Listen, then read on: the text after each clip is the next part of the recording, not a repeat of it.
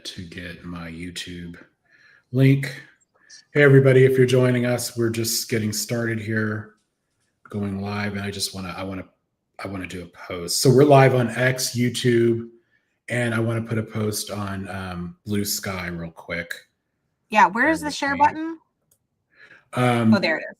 Wait, no, that's the guest one. Where's the actual? No, you have to go to your YouTube and then get the link from there. Oh, that's right. Okay. Yeah. Thank you. So then, because I've been having issues. I wish they would just give it to us ahead of time.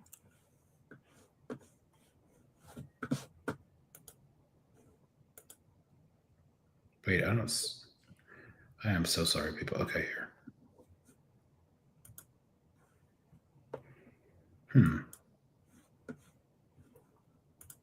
There we go.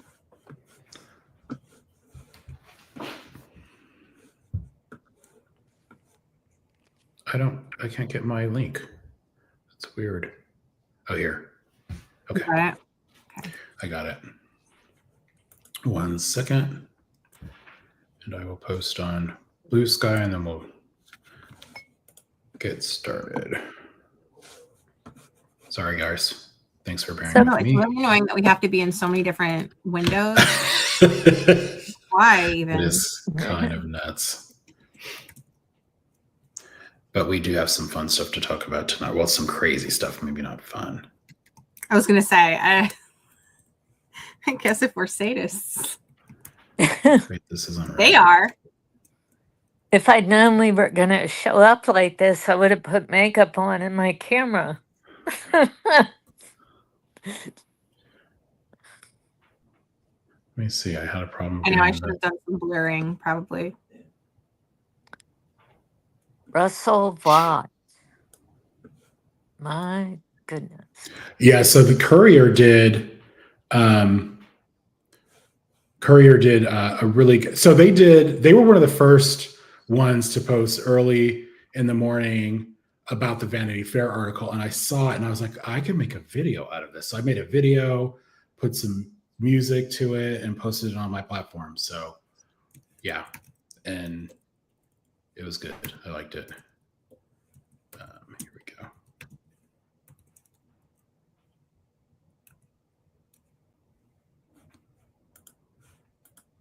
Okay, I tagged you. I tagged you on Threads, I think. We'll see. Time will tell. Right. Time will tell. So, all right. So we're live, everybody. Going to chat about a few things tonight, but we have this.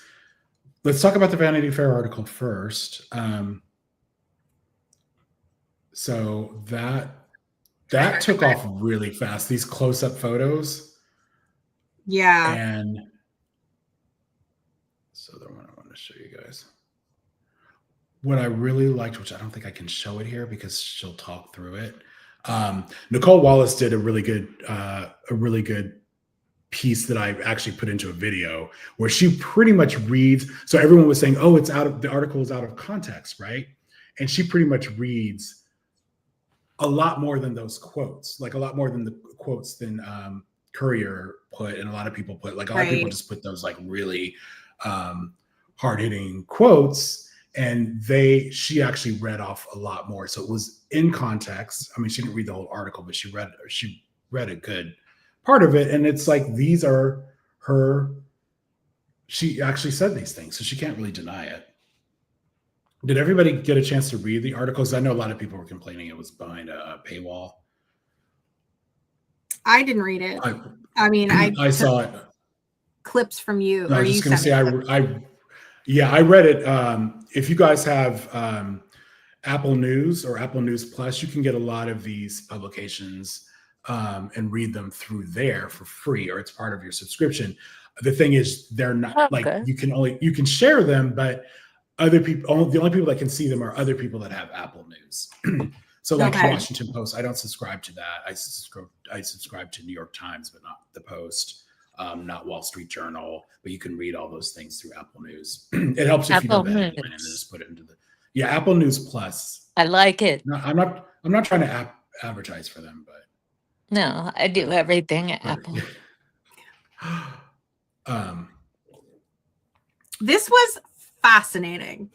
I am fascinated by this whole entire how it happened. I'm going to do a video on it. Like, I already filmed one. I haven't published it because I didn't have time to edit it. And then I was like, you know what? Actually, I think I want to start from the beginning, because how it even came about and comparing it to what other administrations have done and what it looks like, it is the whole thing to me is just it fascinates me. I could spend hours just because it doesn't make sense initially, but then when you think about it more, it does. And also, the memes, I will live for memes. So the memes. How bad do you think it is for the White House? Like they all rushed to what is her name? Susie. What was her name? Wiles. Yeah. They all rushed to defend her, even though she was, these were like not good things that she said about them in this article. They all immediately rushed to defend her. But what do you think is really going on behind the scenes? I mean, I think that's what they do. They close ranks and they unify. That's why they have been so successful, is because it does not matter if it is a steaming, filthy pile of shit. They'll stand behind it. If it's got a red hat and they call it Republican, they will support it. They'll show up and vote for it. And I think that it has been a very compelling strategy for them up to this point. That said, I'm sure behind the scenes conversations are being had. I don't know. Sometimes I wonder if it's like your grandparents or like your parents, the generation where people don't talk about bad things, they kind of just like move through it and pretend like it never happened. I wonder if they're those kind of people that just don't talk about controversial things or complicated things, or if somebody's caught saying something on a hot mic, they all just sort of pretend like it never happened. I don't know, because it seems like in terms of their reputation, they've been able, nothing has stuck to him in a way that converts the cult members, right? Like the average person might be very displeased with it, and that's going to impact them at the polls, as we've seen in all of these elections, right? Like the moderate voters, moderate Republicans won't support that. So I think they're aware of that, and that's why they constantly are trying to do everything they can to prevent fair voting, to prevent probably voting from even happening, if you want to be honest. Like, if you want to be honest with ourselves, they're going to do everything that they can because they know they're going to lose in midterms. And I'll be not so surprised if Susie has to take retirement in probably 4 or 5 months, but they let it wait. They let it wait so that it doesn't look like animosity. It just looks like she had to go take a vacation. I wonder if they're afraid of her. I mean, she has a reputation for being tough, but beloved. Like she has a good reputation. She also gets a lot of credit for the Trump campaign, because her thing was let Trump be Trump. She wasn't trying to rein him in. And I think that's why he likes her so much, because during his first administration, he was getting reined in all the time. Oh, let's send a nuke into the into what was it, the hurricane. No, sir, you can't really do this. Nobody's holding him back now. And I think she really got that going. It's like, let Trump be Trump. Yeah. I mean, she knows where the bodies are buried. People at this level, like someone like her, knows where the bodies are buried. Like she has the information. I don't know that she would ever use it to do anything with it, but she has it. So maybe that's all. I just don't understand what she was thinking. Like she's like, it's out of context, but what did she expect to happen? Like, what did she said these things, and did she think, I don't know, was it a conversation? And apparently they have this all on recording. Like she can't really say like she didn't say them. Don't you feel like they seem like that they're not going to ever be held accountable? And that's kind of what we've seen anyway, is that there's this, like, whether it's fear from getting sued or it's just they make them a lot of money, the media has been reluctant to, be super unfavorable to this administration. They haven't really faced much accountability. So is there anything, like, have they been living out like in this fanciful world where they can just say things like that and they think everyone's going to just print favorable remarks, or like, even if they're not favorable, they're not like really detrimental for them. Yeah. I just wonder if they've been handled with kid gloves or whatever we're calling this, the way that they've treated them in this disproportionately favorable way, as opposed to like other administrations where, I mean, we're talking about people who misspelled a word, like, or got really excited on a campaign trail. Like Howard Dean has a lot to say about this, right? Like it's like people have lost their careers for a fraction, like a tiny, tiny fraction of the things that this administration has done. And they've never really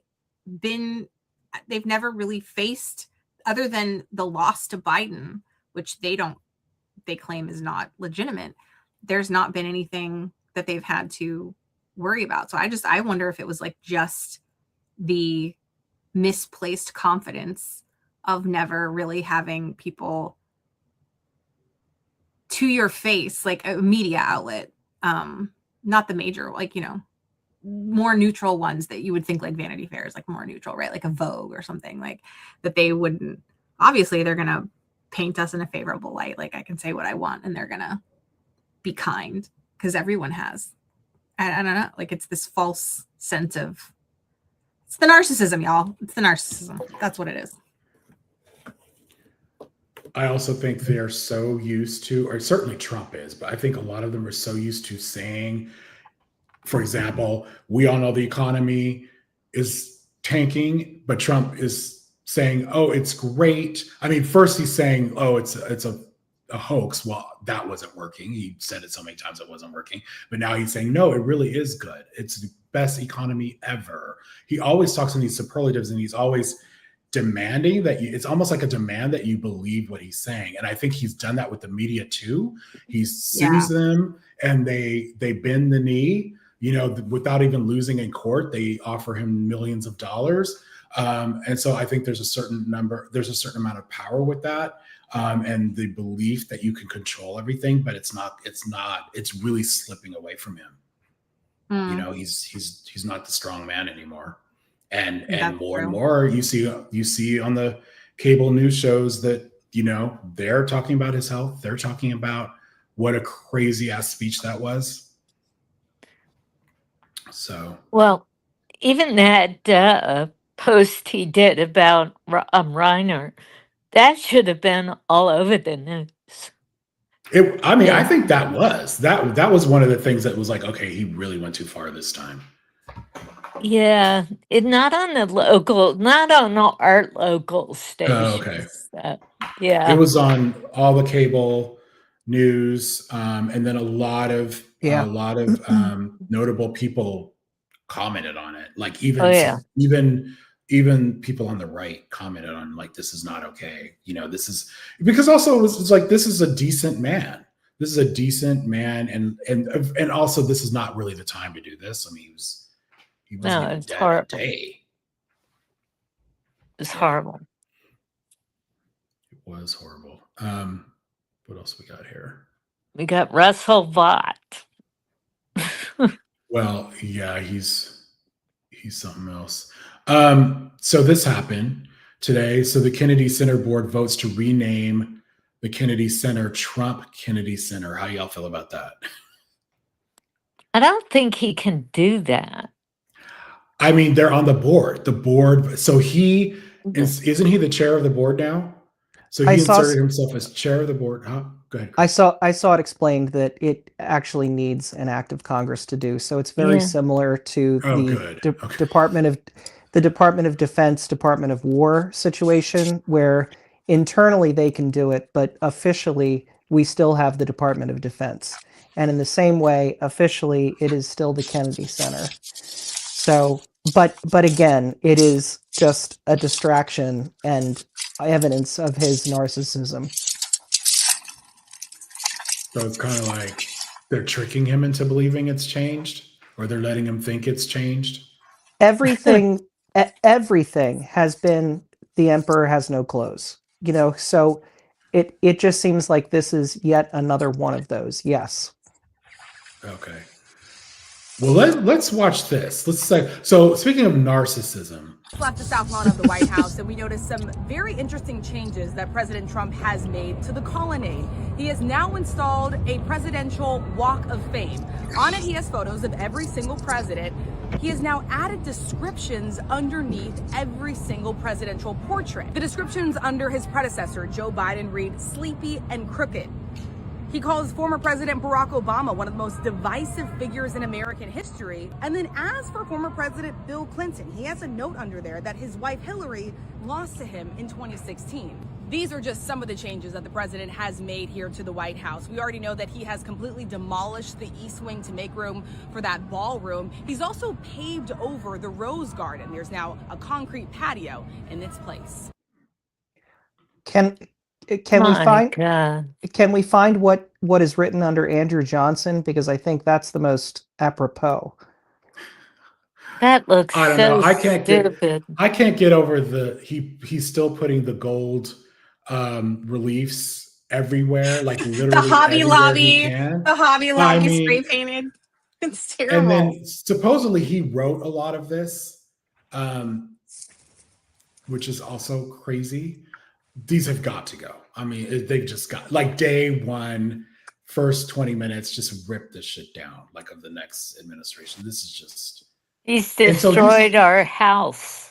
He has. And it's the people's house. He does not have permission to remodel this shit. Like, I don't know what the hell's going on and why they're letting him do this. I mean, look, the Rose Garden is a parking lot. No. It's awful. It's awful. I think you did y'all see? Go ahead. Sorry. That's okay. Go ahead. I just want to say the picture that looked like a mall food court. It looks like a really bad outlet mall food court. It's so ugly. It's not even that it looks nice. It's bad. So it's like that wall right there. It's not just that it's terrible in terms of him being a bad, mean man. It's that it looks ugly. It's embarrassing. Like who looked at this from a design point of view and thought, let's put two kinds of gold next to each other? Like they don't even match. It's just an atrocity. It hurts my eyes. I can't imagine any interior designer like putting their name on this. This is just... It's like that picture in the Vanity Fair article was a Walmart photo. So like they're not sourcing this from what we would consider to be like what you would put in a White House. Let's put it that way. You might put it in your house, but you're not gonna put it in the White House. You treat these things as Germany treated things from the 30s and 40s. You make sure that it's not wiped clean totally. You put it in its perspective, much like we've now done, we were doing with Confederate monuments, where you don't get rid of them completely, but you put them in the proper perspective of this was wrong and we don't ever want to do this again. And we can't forget that this happened, because this can never happen again. I don't think this is good enough to be in a museum. It could be in the Ripley Believe It or Not museum, because not in a Smithsonian. Like, this is just... That's so perfect, I hear you, Chris. but this is like... this is awful. It's like a nightmare. It really is, Susan. It is. It's like I can't imagine taking a high school class to a field trip to the White House. I mean... But also think what else is coming? Like, this keeps, like, remember when he tore down the East Wing? At first, it was like, first he said, I'm not going to touch it. Then it was like, okay, they're taking down like the side of it, I guess, so that they can prepare to connect what is it called? The ballroom. But then he completely tore it down. And we were all like, wait a second. And there's nothing there. Like, none of us expected that. And so, like, this colonnade bullshit, what's next? Oh, well, I guess he's planning to build the Arc de Triomphe in DC. God, don't get me started. It's bad enough to see those banners he has hanging everywhere in DC with his picture on it. Mm-hmm. It's really upsetting. It was bad. It was bad the first time it was bad the first time he took office. I remember I didn't want to go into the city ever because, it was just gross. Like, the whole air of it was gross.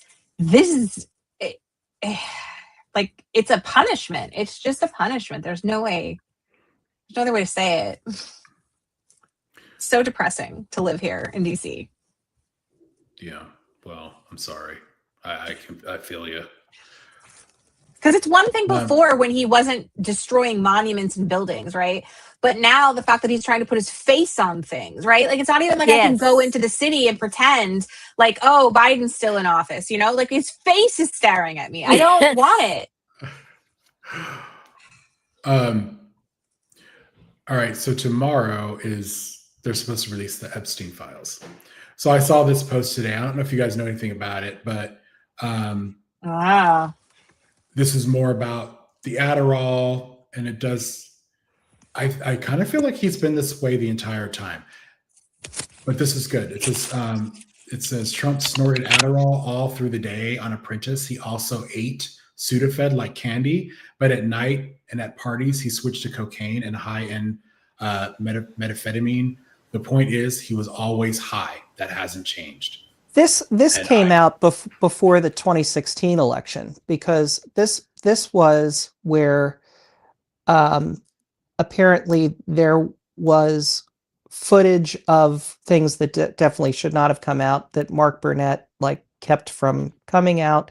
But I remember this guy from 2016 of stories of the Apprentice, because this was also part of the fact that when they first went in to scope out Trump Tower for The Apprentice, they realized that it was like a relic of the 1980s, and they had to essentially build sets at like a boardroom set, because it didn't actually exist.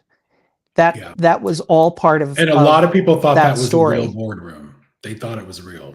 So I remember the Adderall specifically from a decade ago.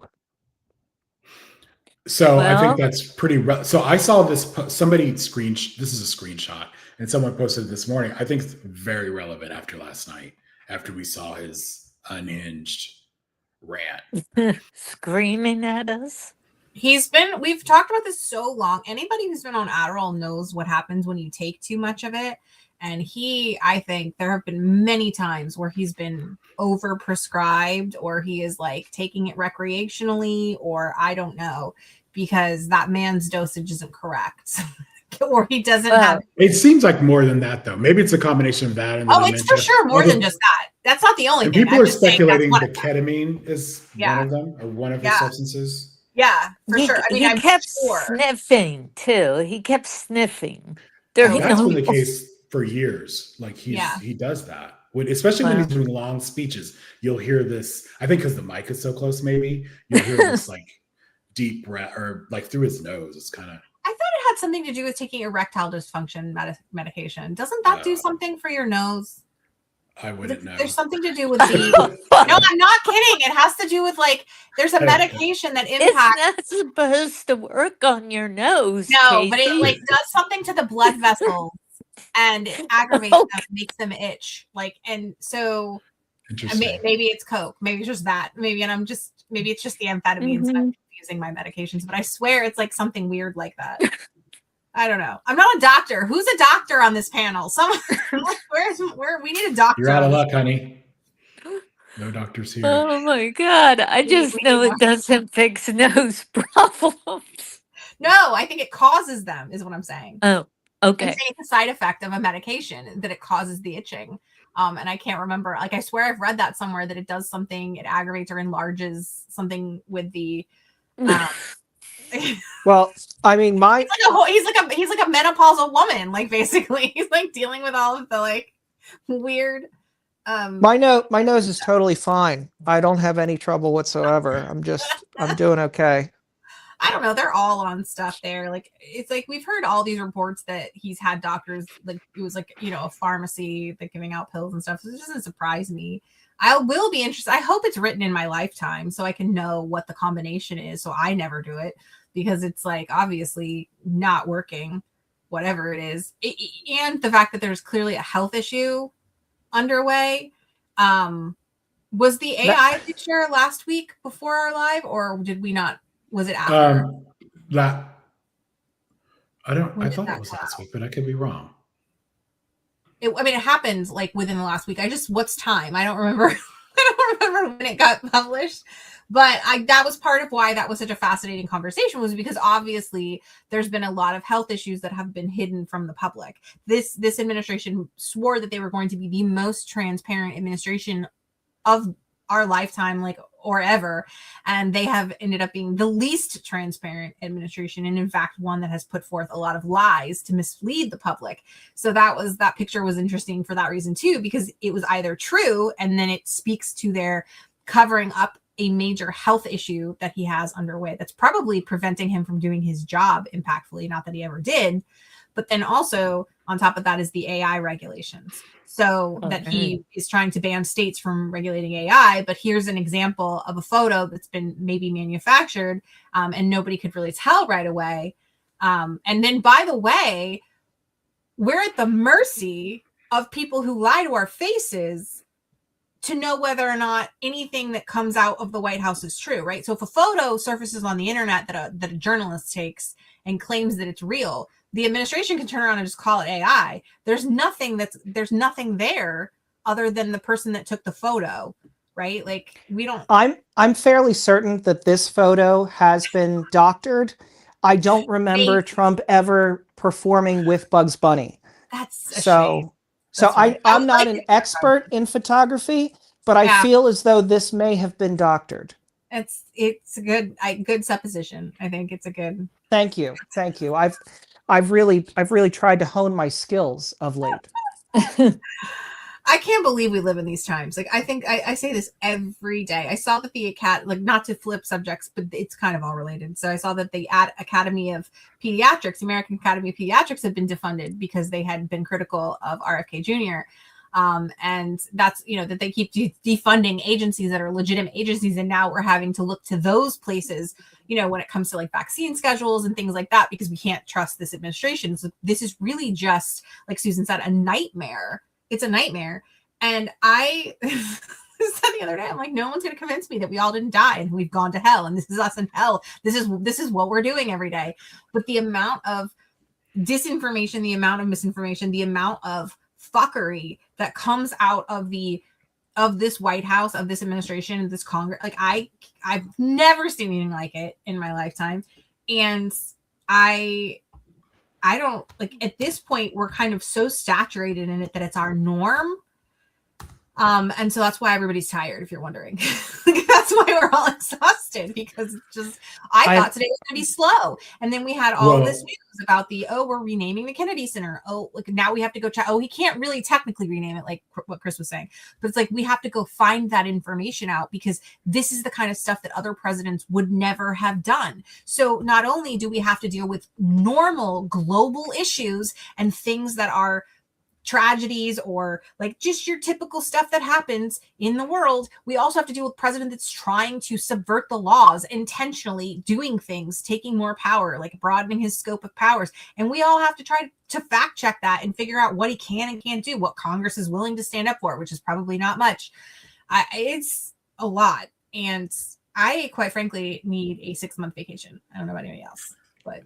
No, I mean, Casey, you and I have been talking about the overload, and people are just done. And so I think the timing is good that we're about to go into the holidays. I am certainly looking forward to like a lot of nothingness. Yeah. I'm not even in much of a celebration mood. I just don't want to be rushed. I don't want to commute. I don't want to not doing anything.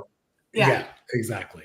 And I haven't even put up the lights on my tree. I was supposed to finish that last night and I didn't do that. I've got my lights on and that's it. I have a fake tree.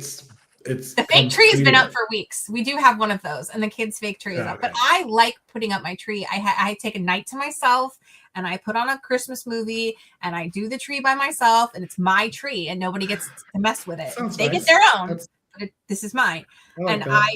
This just shows you how like bad it is this year, because normally it's one of the first things I want to do. And now I've just been like, I just don't want to do it until I'm in the mood to do it. And it's like, I'm never in the mood to do it because everything's terrible every day. I mean, I'll get there. I'm just saying, I'm like, I just need him to shut up for a few weeks. If that hospital rumor's true, maybe. Oh, I know. I looked earlier. I didn't see anything on X, but who knows? I didn't. I'm yeah. today I think I had a really hard time with them not voting on the Affordable Care Act. Oh, yes. There you go. Yeah. I wanted to talk about that too. I just had a hard time with that. So much anger. I mean, because Mike Johnson's like, first of all, the fact that we had a couple Republicans come to their senses and say, yeah, we'll sign the discharge position. Let's bring this bitch up for a vote. And Mike Johnson's like, no, we're going to go. Bye. Like, what do you mean? Like, yeah. Oh, like the entitlement and the disregard for any type of democratic, like, not. I don't even want to hear it. If you're a Trump supporter and you're like, this isn't a democracy, bitch, go look up what a republic is. I'm done explaining it. I've done it so many times. I've done so many videos. Like, you can Google it and see. Like, an indirect democracy is a thing. And the concept of democracy is what our government is based on. So Mike Johnson just being like, I see that there's a majority of people who want to vote on this, but I'm going to go take a vacation is crazy work. Like, it just is. I'm mad too. Yeah. Yeah, I was, and Chris, by the way, your graphics were very helpful today. Oh, cool. Thank you. Yeah. Yeah. I missed that. Sorry. I haven't linked up my signal with my new phone still. And so I can't connect it to Blue Sky. It's kind of a nightmare for me too. I have a lot of things to do. But anyway, I missed your graphics. I'll go look at them later. There's one, I think.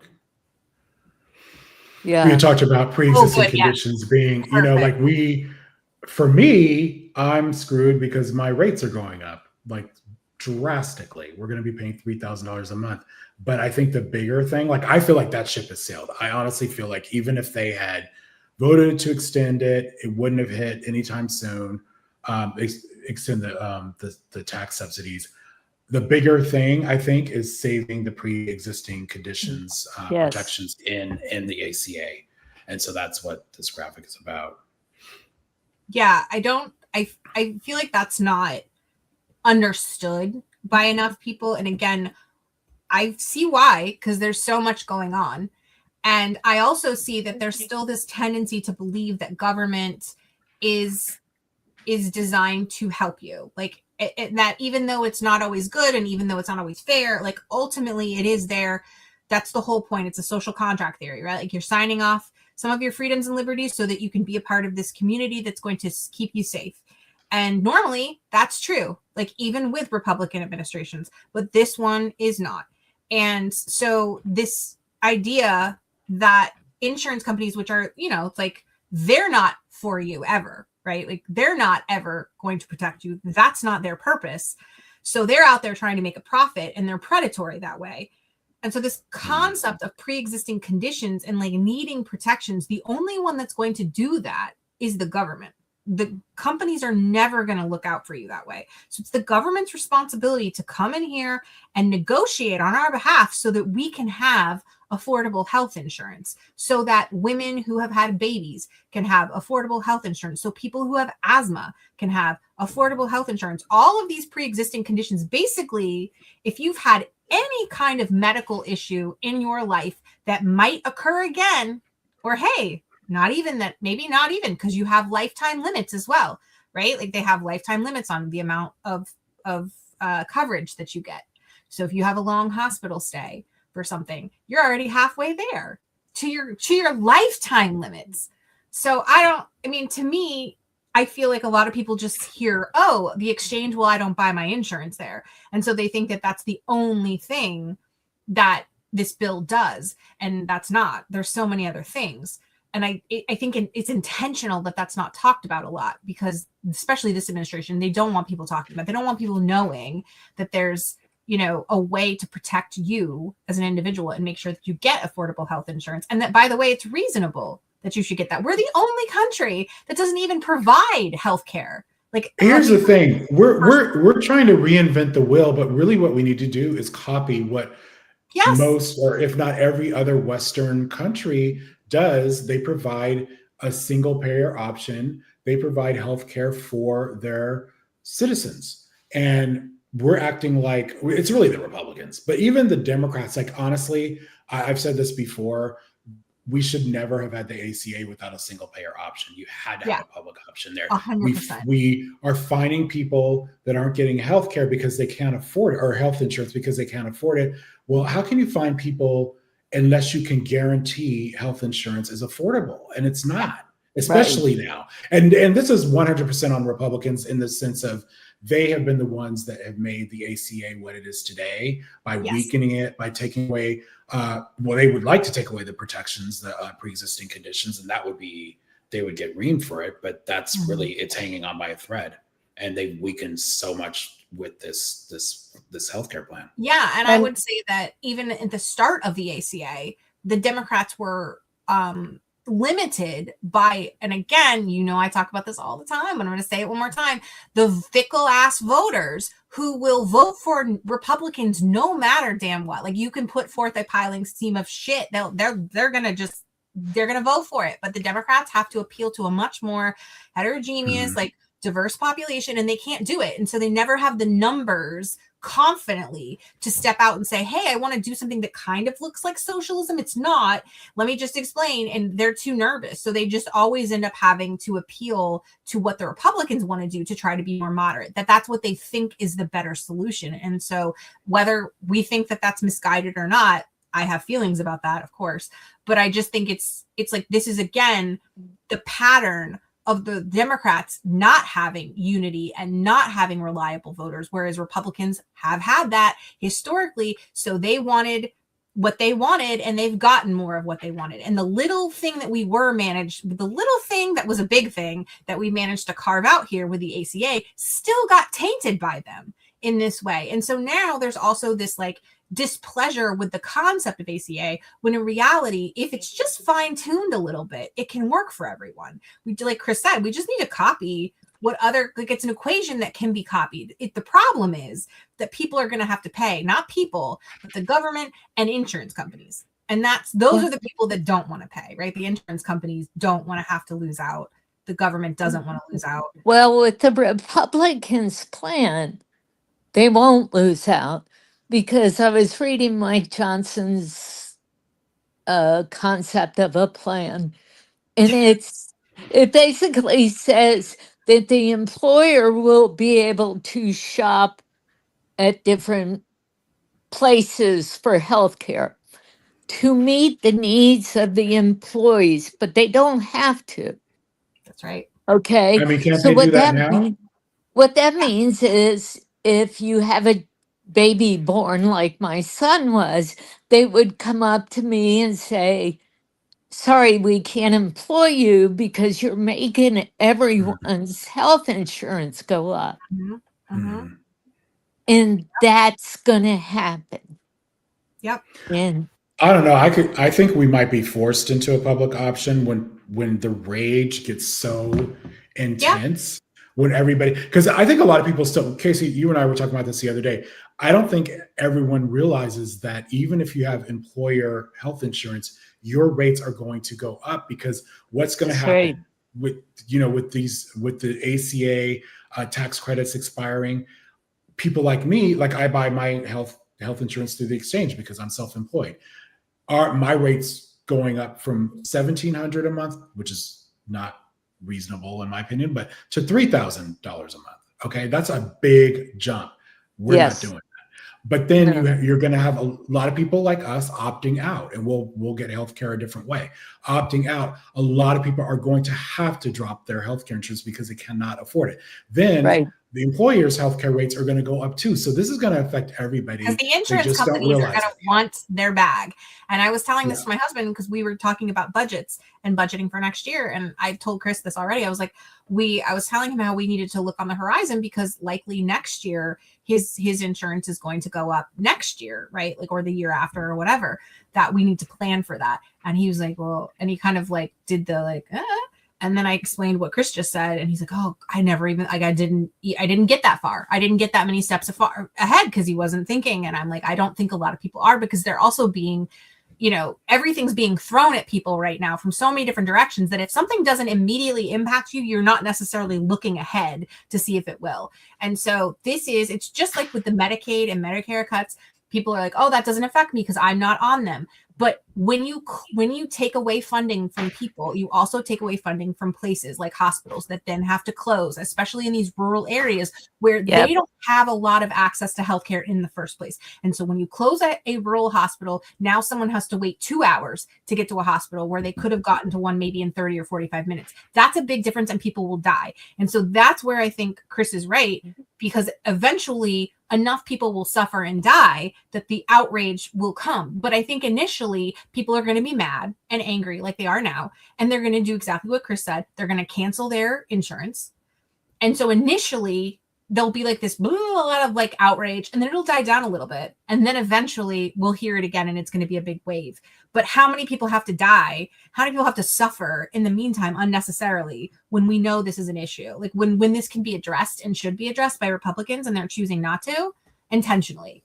I don't like, I'm like Susan. I don't have a lot of patience for this because they know exactly what the fuck they're doing and they don't care. And that's worse to me. It's then you're going to have people with small children that are off of insurance. They don't have insurance for the kids, and their kid gets an earache and they have to go to the ER because they won't have doctors. And that's already happening to a lot of people. It's already happening. To people who are on Medicaid. I know people in California and other states that have had to do this. And I remember having this conversation with them 6 months ago and being like, that cannot be right. That cannot, you're telling me that emergency clinics are not supported. We can't go to a walk-in. We can't go to CVS. Right. Like if now they do sometimes, but they pay out of pocket. So if they didn't get paid in time, or they didn't have the extra money that month, they just couldn't do it. They have to go to the ER. And I'm like, so, and these are, you think about it. If you're a single parent and you've got 3 kids, you're not just taking the one child to the ER, you're taking all 3 of them. All of them. Yeah. So everybody's going. And now you're exposing everyone to additional illnesses. It's not safe. It's not safe or humane. It's wild already that we're doing this. So the fact that they could just take a vote and extend it to just give us more time, at least to have some of it addressed, is just like the bare minimum. And they refused to do that. And not only did they just not take the vote, like the fact that there was enough Republicans willing to have the vote was significant.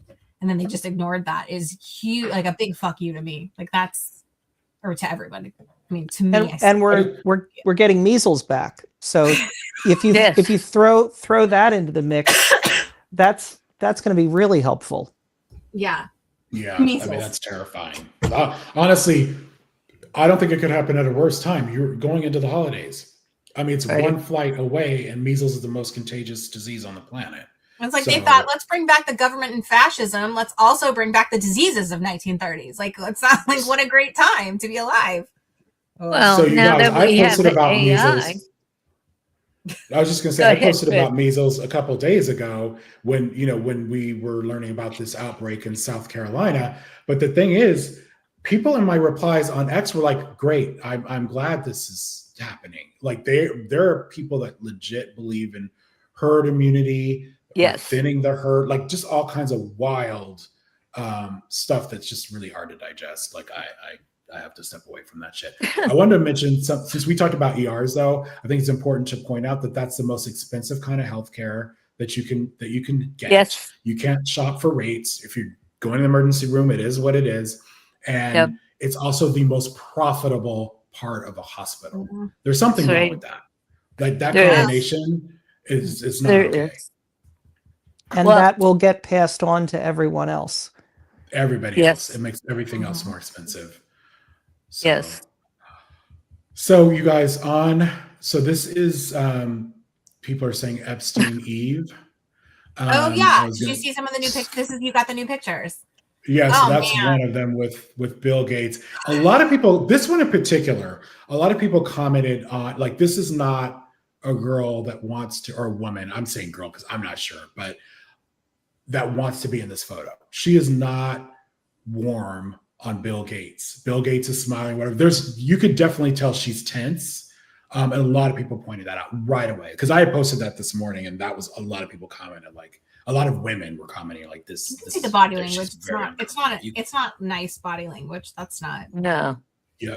There are so many of these that were situations where the women, girls, were told that they're going to a modeling shoot. And then they get there and then they realize that that's not what's happening at all. So that totally fits with a lot of these photos where you're seeing them completely uncomfortable because they just found out that they're not at a photo shoot. They're at a party for rich creeps. Yeah. And also something I would like to point out as you see these pictures and all the others, okay, like something that I think we don't think about. We are not looking at pictures taken with a 2025 iPhone camera, okay? So just bear that in mind. Your camera might take, like maybe like somebody had said, oh, maybe she was moving. And I was like, yeah, my camera right now, a 2025 camera, might be able to take a picture of somebody moving and it won't be blurry and it'll look like we just posed there. But I don't think a camera in 2015 could do that, is what I'm saying. So and before. And like do we really need to give these people the benefit of the doubt at this point? Like, do they deserve that? No. Like they can come, they are welcome to come out and explain. Like Bill Gates can come out and explain this photo. I mean, at this point, I'm like, and we've been saying this the entire time. Let it all fly, like, and let it all come out. We do not care if they're Republicans or Democrats or whatever. Yeah, people are upset about Noam Chomsky. Like, I don't care. Like, I don't care. Who do you like anybody that much that you would cover up for them being like even a pervert? No. Yeah, like I mean, like so say they didn't participate. They still knew. Like, and my video that I talked about this with, and I have done many, but like the most recent one, I was like, look, we have a couple things here. Either he didn't know, in which case he's one of the most stupid people that we have ever seen, let alone the fact that he's running this country. He's no business doing that. Or he did know, and he just let it keep happening. Like, either of those are terrible and mean that you shouldn't be president. Like, there's really nothing you can draw from this other than in some way, shape, or form, he supported this life, this Lolita Express. Like that's crazy work that people are still defending anybody in these pictures. Like, so somebody did a TikTok on this and I wish I remembered the name. I reposted it, so it's probably my repost. But the guy was like, it's weird how everybody doesn't know this guy, but they took a picture with him. Like he doesn't know, but no, I didn't know who he was. I took a picture. Why are you taking pictures with strangers all the time? Like, and he's with everybody though, is the thing. It's not just like you have this one random photo with you and Madonna. It's like he's with every notable politician, like, that wanted to be with him, basically. I don't know. Well, here's this thing that's like important here though, with the video we have of the island, these two, well, I guess there was one photo dump, but they're piecing it out. You see the setting and you realize someone even pointed this out, there is no way you could be going to these places and not know what was going on. There's one photo in particular with Steve Bannon in Epstein's office, and there is a photo on his desk of a girl who they blocked out her face, but she was passed out on the sofa. He has a framed photo on his desk. So, you knew, these people knew. Yeah. Trump, my understanding is Trump is not in the grand jury case, which I guess revolved around one victim, but he's all throughout the Epstein files and they're not the same. And I think the administration is trying to conflate the two because they're like, oh, release the grand jury file or grand jury report. Come on, courts, release that. Because they know Trump's name is not in it. So it's so vile because they're just trying to bypass accountability any way they can. And like when you think about what accountability means for these victims that are children, that are teens, young teens, babies, like they're like young people. That's what you're bypassing accountability for. Like, is there justice? That's crazy. I can't. This was disturbing. Yeah, yes. I saw, going back to that was the first image I saw. And apparently there's several, I don't know if you saw the other ones. There's several images with this like writing. I mean, I guess it's a tattoo, but they're all throughout her body Like there's one on her back and her neck, and I mean, I'm assuming it's the same woman. And part of what this requires, like the whole thing, like,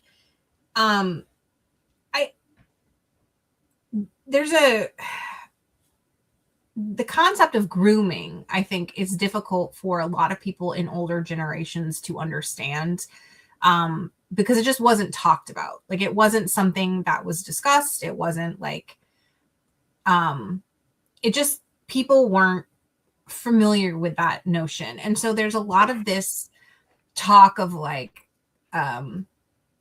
they wanted to be there, or like, look, she got a tattoo. She wanted that tattoo, right? Like that they were, first of all, that they were old enough to make those kind of choices. They're suggesting that, and that like those people were there willingly, so it couldn't be rape. And I like, this is part of growing up and evolving as a society, is understanding the problematic parts of that. And one of those things is like that grooming forces children into situations like this where they think it is normal because they've been told that it's normal, because they've been taught that it's normal, because they look at it as a way out or an opportunity. That's bad. Like that's not okay. And we really should be pushing back on all of these narratives. I mean, it's we do online, but I mean, there's subtle ways that people in leadership do this as well. And the media is not always great. They especially haven't been great recently at pushing back on this. So I think it's really important to keep pushing, to keep making that a part of the discussion, that even in the pictures where it looks like the people want to be there, there's a reason that they might want to look like that they want to be there in photographs, right? And grooming is a part of that. And that's like a significant part of what predators do.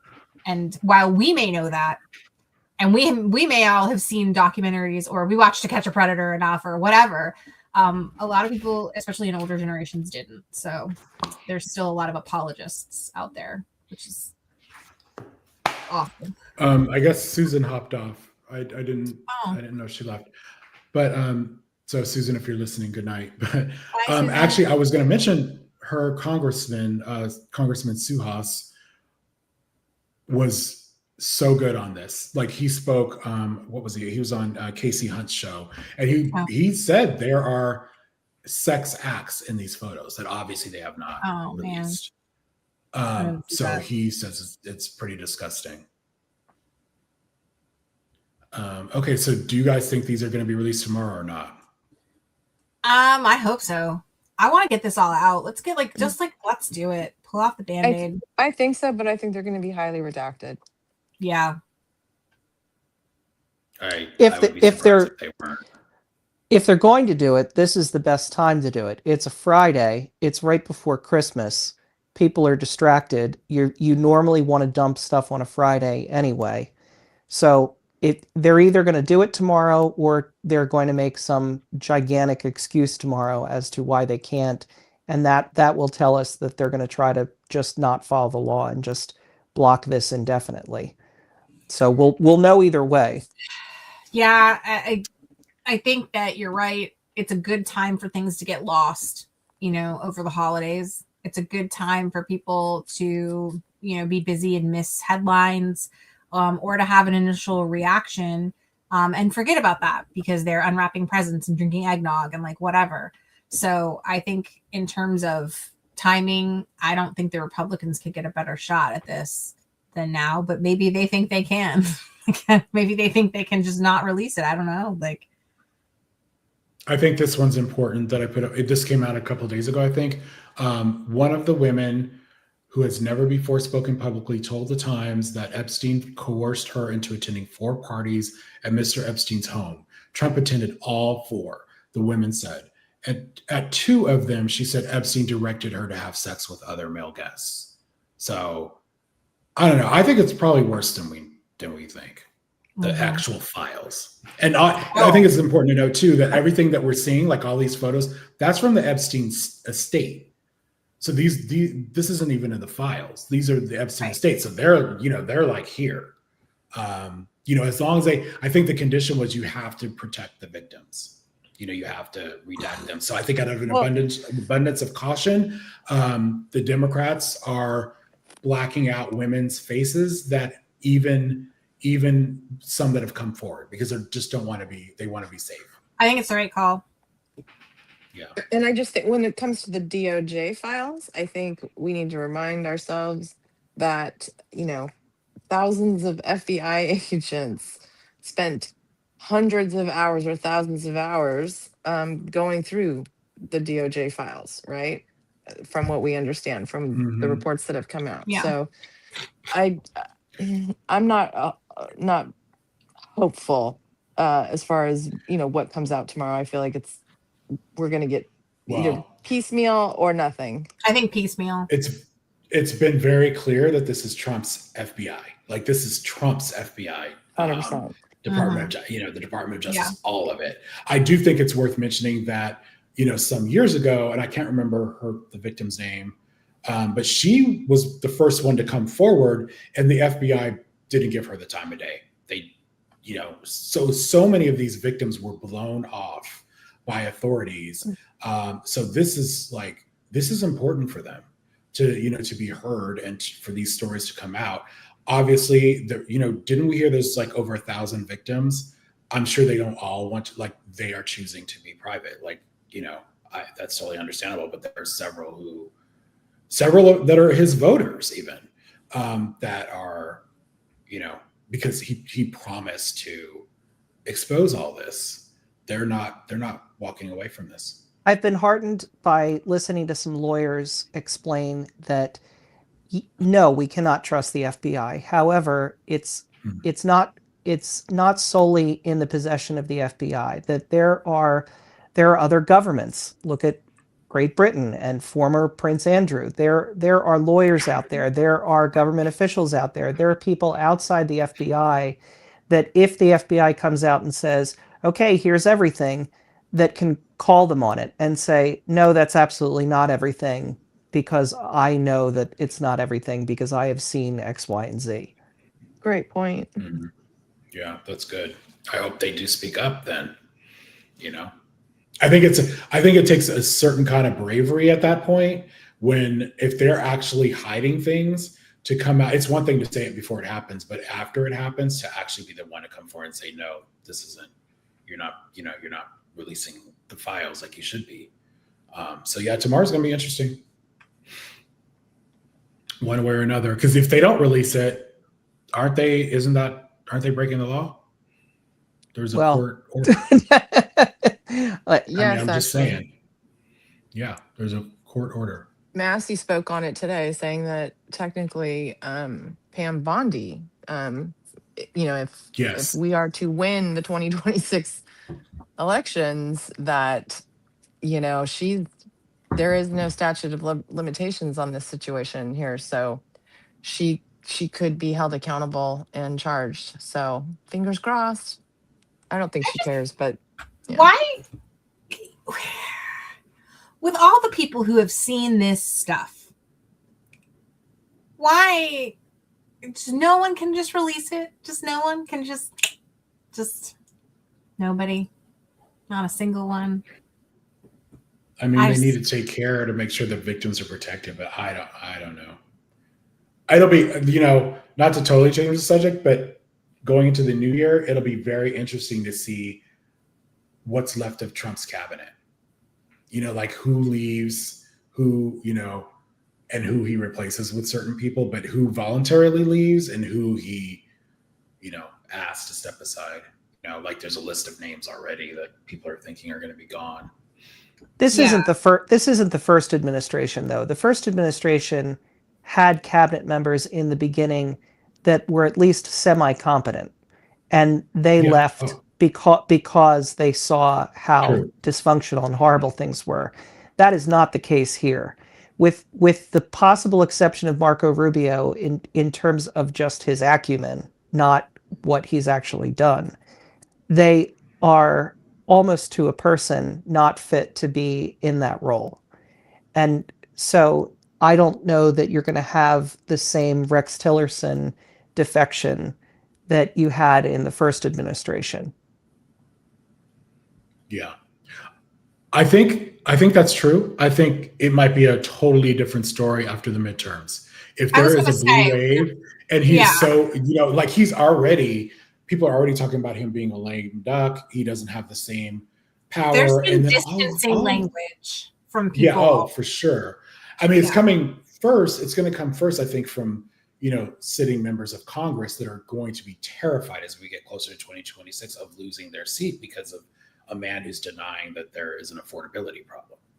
I think, and it's interesting that like I don't have a poll in front of me, but I think people's biggest concern is their pocketbook. There was a poll that Democrats, so in general, the poll was the economy was the number one concern, but when you broke it down, Democrats, their number one concern was democracy still, because we see we're fucked. So my biggest concern is men and women's sports. I think something has to be done about that. I think I'm glad to hear Trump standing up for that. You have the right president, Chris. Definitely have the right president. When I'm really happy that in the Hunger Games, I mean the Patriot Games that are coming up, that he emphasized that there won't be men and women's sports. So what's that about? Are there copyright rules here on YouTube? Yeah. Why? Am I doing something wrong? But not with music mostly. Oh yeah. And I don't think you're going to monetize this, so maybe not. I don't know. Yeah. It's like they only just demonetize you. So. Can you hear it? No. What are we trying? Oh. No. I can hear some music. Are you playing the Hunger Games? I am. Horn of Plenty. I will say that the internet comments have been glorious. Someone was like, can someone check on Suzanne Collins? It's like that crazy.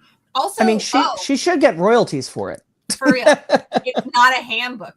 The Epstein thing connects back to this though, and I did not clock this, but somebody in my comment section on Instagram was like, well, no surprise that people that are into pedophilia like have chosen to make it about high schoolers.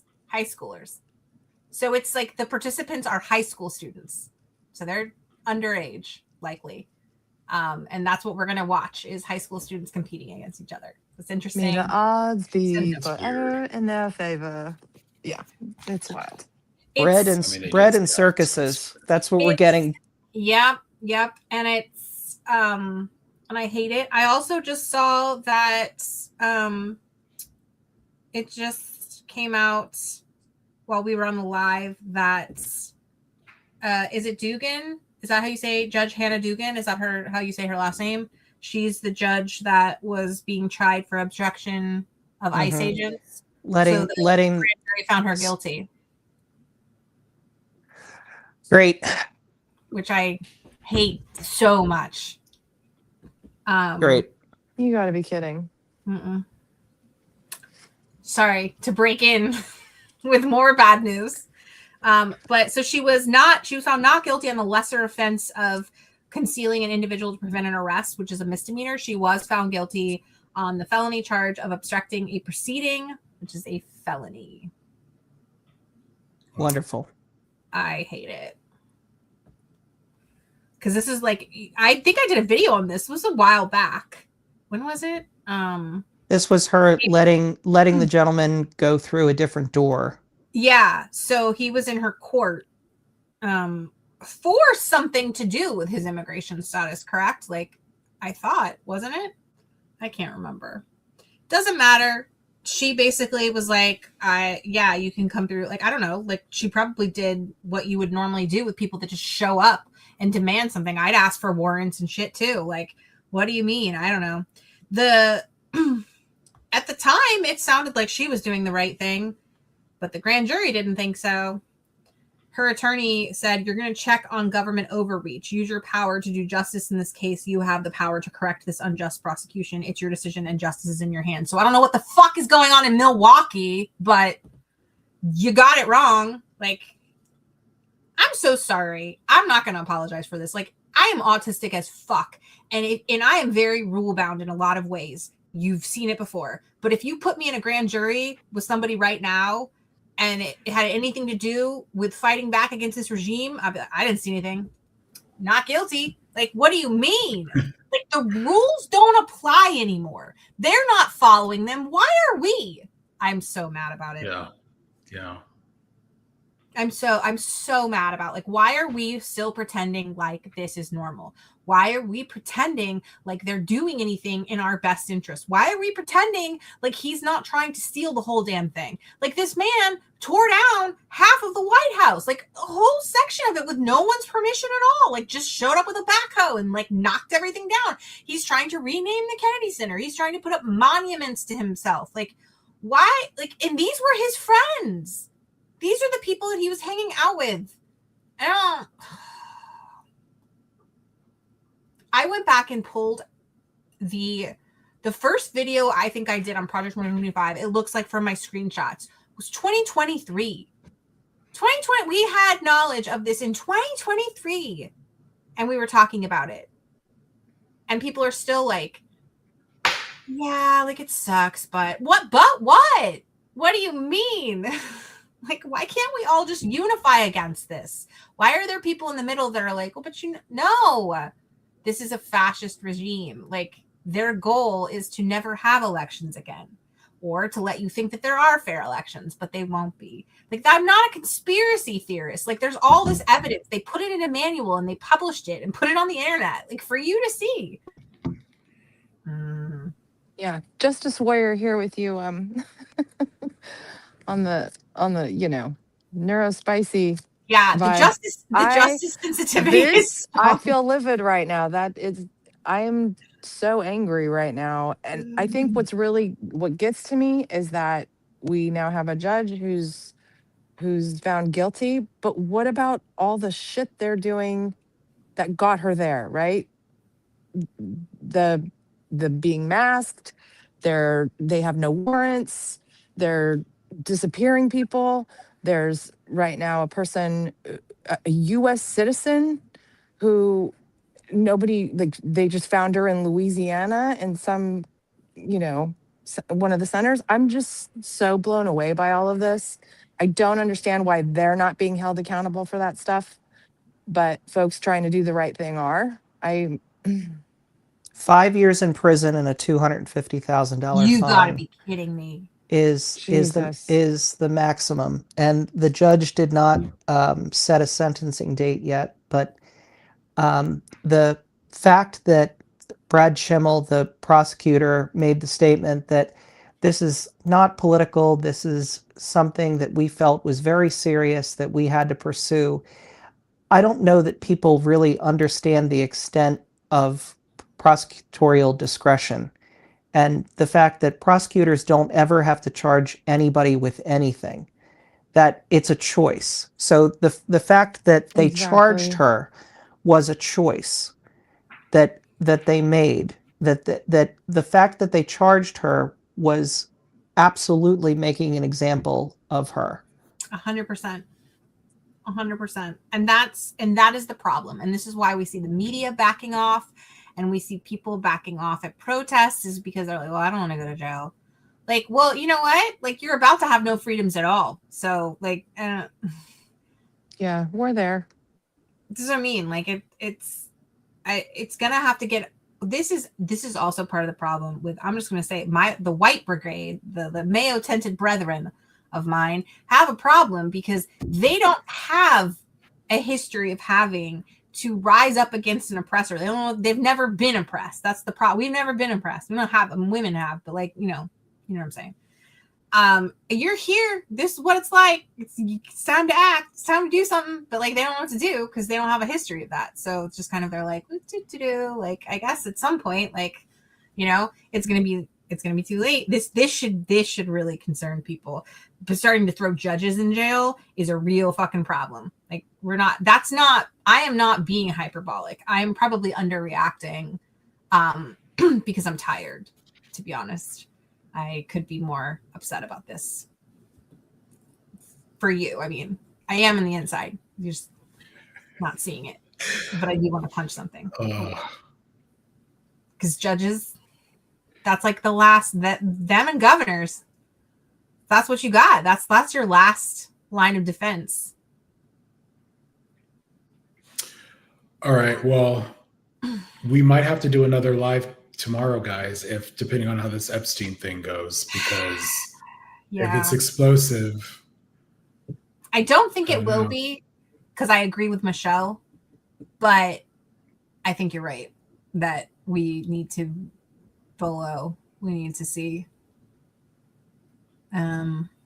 Well, if it's anything, we'll hear. I kind of lean more to they're going to stall. There's some kind. I don't know what the path is, but they're not doing it tomorrow. But we'll see. They're going to do it right before they do something else that's crazy. If I were to put money on it, I would agree. I would say that they're going to find some reason that they're not going to comply. Yeah. Well, what does it matter? I mean, they're not following the law. Like, they're breaking it every time they, like, who's holding them accountable? Who's going to hold them accountable? What's the worst that can happen? A judge tells them not to do that, and then they just ignore the judge. They're the enforcers. Throw that judge in prison for something. I'm saying. But I get really mad. That's the picture I was talking about earlier. I keep seeing the picture or the videos of people that are in foreign countries saying, why don't you all understand that this is so bad?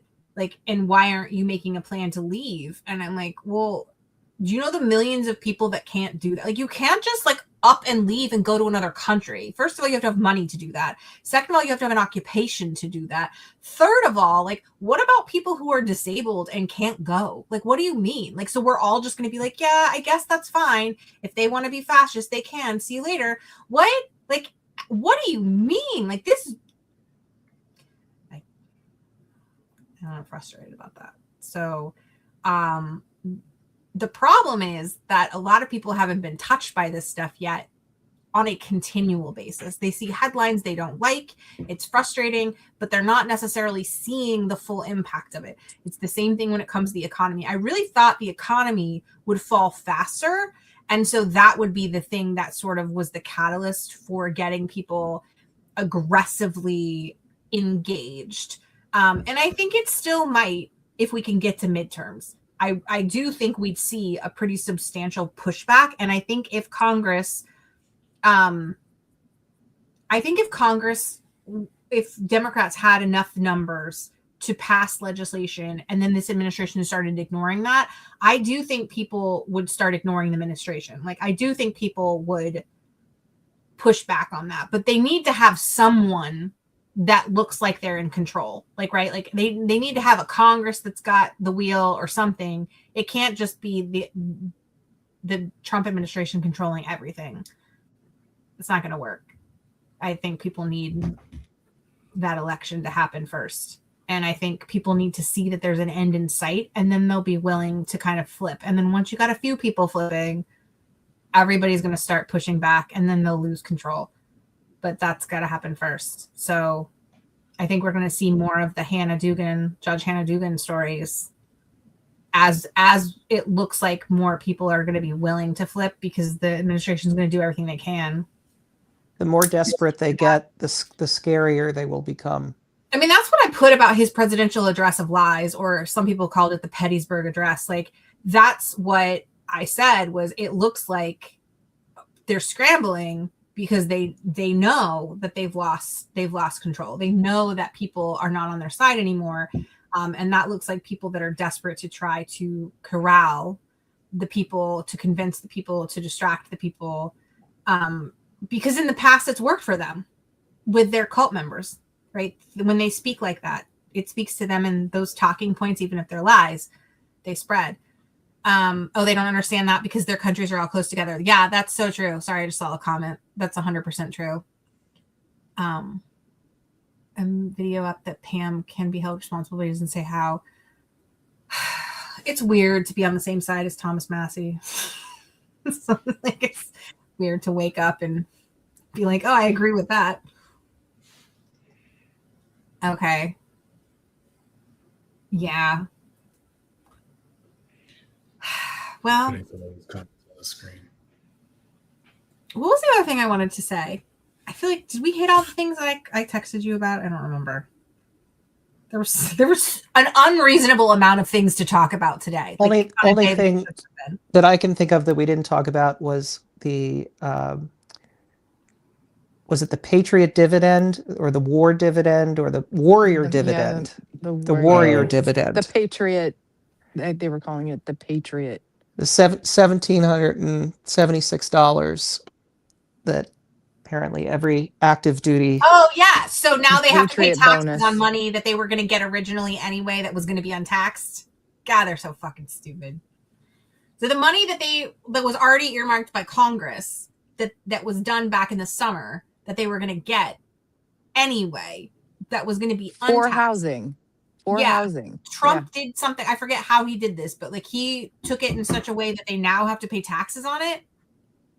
Well, and real quick too, I mean, I don't know how many folks are listening, but if you know anybody who is actually in the military and uses that money for housing, please check your bank accounts and make sure that you're covered and that you're actually paying your housing, because that is not a bonus. What? That is not a bonus. You're getting money that is supposed to go towards your housing. Yeah. So don't your be rent, fooled. your mortgage, whatever. Don't be fooled. Yeah. I mean, I've spoken to somebody who's active and they're like, apparently they did see money in their account. It was labeled differently. But he's like, that money is going towards my rent. So Right. folks need to understand this is $1,700, 76 cents and some change. Is that right? they're trying to pull a magic trick, and it's a magic trick. So please beware and be careful. It's Check crazy your that they're account. doing that to Yeah. the military. Like it's they're willing to sell Is out it their own though? military. Is it though? Is it? No, I mean, Is it it? isn't. You're right. But I mean, like, the vileness and the anti-American, like, right? Like, they come across, they want to be patriots. They want to be patriots, but they're doing the least patriotic things. And the people who are considered to be some of the most patriotic people, our military, the people who are willing to risk their lives to save this country, are the people who should be the last people that this administration would bamboozle. But in fact, they're the first. That's just awful. It's a special kind of terrible. It bothers me. Do you want to touch on this DNC? Oh yeah. What are y'all? Report? Okay. Okay. Yeah. That So upsets me. And go ahead. Go ahead. No. There's just there's already a lot of conversation I saw on Threads, people getting into it about this. And I'm just gonna say that I wonder what's in it, because this is a real choice. And so this is if you wanted to endear yourselves to Democratic voters that were disillusioned with the party and the DNC in particular, this is not the way to do it. This is doubling down on what you did with Hillary and Bernie and things of that nature, where you are fueling conspiracy theories of the DNC is this backroom cigar smoking, cabal. That's what this says. And all the things that, by the way, they're pointing to the Trump administration and saying, look at how bad this is. And then the lack of transparency here, right? I think the real reason is they don't want accountability, because if there was an autopsy report, we would hold them accountable. What have you changed? What have you learned from the autopsy? Like, we can't even ask that question. What did you learn? What did you do? We know. And I saw somebody comment that the Mamdani election and the lack of support in general for him from the Democratic establishment tells you all you need to know. That the voters or the base of the Democratic Party want to go left, and they are just insistent on remaining center. And not center even, but establishment, and protecting their own power and their own money and their own resources, and not giving that up, not taking risks, not willing to actually do what needs to be done to make the country better, looking out for themselves as the old guard. That's what this says to me. Yeah. I think it's secret for a reason. They just don't want to. They're making a choice on what to ignore in that report. And I mean, I think they're going to use the challenges right now that this country's facing, the lack of unity, the like the direness of the situation. They're going to use that as the reason that they're not doing this, like because they want to move forward and because they want to have like the unity. And I think that it's a miscalculation. That's like the nicest thing I can say about that. And that I think that if part of preventing what's happening right now is having that growth and having that maturity, right, and the bravery to be able to stand back and self-reflect and do all of the things that we're accusing the Republicans of not doing. Because that's what they have done, is enabled somebody that doesn't do any of those things. And it's, to me, frustrating because they also take sort of a patronizing tone about it. Like, well, you don't understand because, like, fuck off. Like, everybody in our life, for the most part, in your lifetime, has to have some sort of report card at a job, like somewhere where you have to go through and assess your performance, and you have to speak to that. And sometimes it's not great, and sometimes, you know what, it may not even be your fault, but you still have to, at the end of the day, show up at your office and account for it. And the fact that they've just decided that they're not going to do that publicly, as like a trust me, bro, in that kind of way, it's to me, it's very frustrating to the people who actually do have to do that and are, by the way, suffering the consequences of that. Like, I want to stress, like, it's not just like they lost some money in a poker tournament, right? The whole government is falling to fascism. So it's pretty fucking dire, and the stakes here are so high that there really needs to be this conversation, and it needs to be done in a way where we can have that growth and that evolution. But they're so afraid of the criticism, they can't do it. It also tells me that the official party platform is going to be not Trump, and not here's what we are offering as an alternative. Here's us being leaders. Here is what we have as a vision for the future and what we can offer. It's simply going to be, we're not Trump. Yeah, watch them. I mean, there's been no major change or even minor change as far as you can tell. So I don't think they learned anything from the report or anything that they plan on changing. And the DNC's biggest problem is they are not raising money right now. And that's a big thing for them.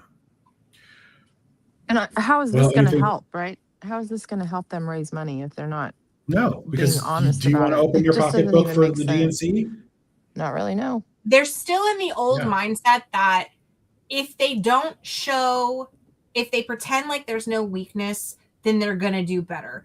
And we've talked about this with David on our calls before, and it's like an old mindset where they're afraid to be vulnerable. They're afraid to share stuff because they've been punished before at the polls, but they haven't been punished for this. Like, that's the thing. It's like they're so afraid of losing traction, of losing they posture themselves. But what have we learned from voters? That part of why they liked Trump was that he wasn't a politician and he was relatable, right? Like, he was somebody that, seemed like a real person. So this idea that you're acting as if you can't fail, that's not real. That's not relatable. That's not like in the spirit of democracy either. So all of this to say that if they showed their mistakes and owned them and said, and now we're going to look forward to doing this, like, that is actually shows strength and bravery in a way that hiding doesn't. And also, that behavior is why you didn't get elected in the first place. So it's just, again, carrying that old mentality, that old, politics way of, like, you have to put this bravado out there. Like, we can't be honest about things, our weaknesses. It's just a very antiquated way of looking at things. And it's also shown not to promote evolution and growth. And it's crazy to me that we're still doing that in 2025. I have such a hard time understanding that. Sorry, that was my rant on that. Yeah. Okay, so I think that has been Thursday Night Live. Can I share a really quick story? Yeah. Yeah. We could leave on a good note. Oh, please. Well, I mean, it's not great, but it's kind of funny. So, you guys know me and my shenanigans. Okay, so today I had to go to the pharmacy and get insulin, and there was some issue with insurance, and so it's busy, right? There's like probably 15 people behind me. There's the pharmacy guy, the pharmacist, the 2 pharmacy techs. Everyone's helping everybody. And he's like, well, are you okay with paying out of pocket? I'm like, I have to, right? And he's like, well, I'm going to give you a coupon. And I said, do I get the Trump coupon, the 600% off? And I said it as loud as I possibly could. And he looked at me and he's like, no, man, we don't do refunds here. And the way he said it, I'm not kidding you. There was at least a dozen people just freaking hysterically laughing. Everyone got it. Everyone was like, yeah, no, that's not a thing. And the pharmacist was laughing. It was nice to know that I could make his day. He's like, just thank you. Thank you for that. That's a really good point to end on, Michelle. And it is the reminder that there are absolutely more of us than them. I know that with every fiber of my being, that there are more people that hate what's going on right now and don't support it than there are that do, by miles. And so I think part of the problem is a lot of people have just written him off as like their crazy uncle. They're like, oh, he's ridiculous. And they don't really see it as a threat. So, I mean, but the good news to take away from all of that is that there are more people on our side, like that really do see this. Even if they don't communicate it, it may just be that they're checking out, they got to dissociate, like whatever. But at the end of the day, we have the numbers. We just have to figure out how to unify those numbers. Right. So. All right. Well, that's a nice note to end on. Thank We you will guys. work towards that. We might see you tomorrow if there's a wild Epstein drop. Otherwise, we won't on the next episode. Yeah, because it's a holiday next week. So we'll all be taking maybe time. we could plan on a weekend or something. Yeah. Maybe. Sounds good. Let's do that. We'll let y'all know. All right. Thanks, everybody. All right. Have a good night. Good night, bye, everybody. everyone. Happy holidays.